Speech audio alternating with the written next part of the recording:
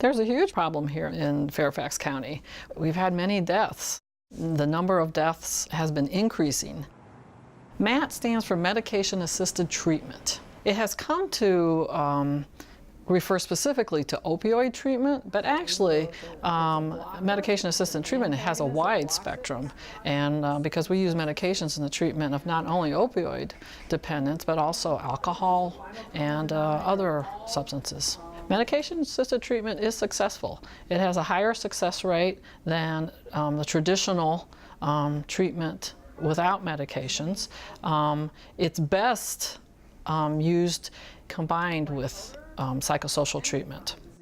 We have greatly expanded our services for the addicted clients. We have quadrupled the number of provider hours. We've expanded the number of clients that we can serve. This is an excellent service for Fairfax County, and the residents of Fairfax County are really lucky to be able to have this services provided to them. There's an opioid crisis out there.